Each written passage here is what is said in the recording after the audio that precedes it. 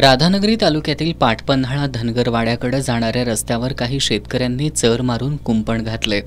रस्ता बंद असल्याने नागरिकांना मोठी कसरत करावी लागते। 16 जूनपासून सर्वत्र शाळा सुरू झाल्यात, मात्र रस्ता बंद असल्याने मुलांना शाळेत जाता येत नाही। त्यामुळे गावातील शाळा बंद आहेत। याबाबत आज संतप्त नागरिकांनी प्रभारी गटविकास अधिकारी डॉक्टर संदीप भंडारे यांची भेट घेतली। 25 जूनपर्यंत रस्ता खुला करून शाळा सुरू न केल्यास आमरण उपोषण करण्याचा इशारा बाबूराव बोडके यांनी दिलाय। पाटपन्हाळा धनगरवाड्यावरची शाळा गेली 16 तारखेपासून आज अखेरपर्यंत बंद ठेवण्यात आलेली आहे।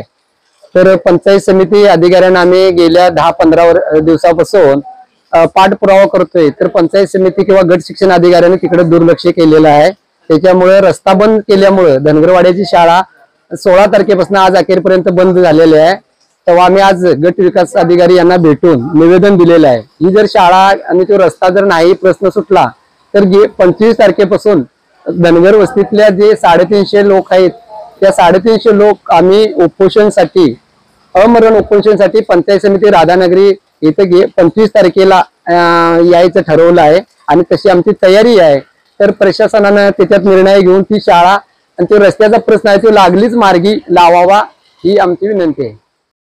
यावेळी प्रभारी गटविकास अधिकारी संदीप भंडारी यांनी संबंधित ग्रामसेवक सरपंचांना बोलवून याबाबत योग्य तो मार्ग काढून रस्ता सुरू करण्याचं आश्वासन दिलं। यावेळी माजी सरपंच बाबूराव बोडके, संदीप बोडके, बजरंग बोडके, दादू गावडे, दुहू बोडके, प्रकाश लांबोरे यांच्यासह ग्रामस्थ उपस्थित होते।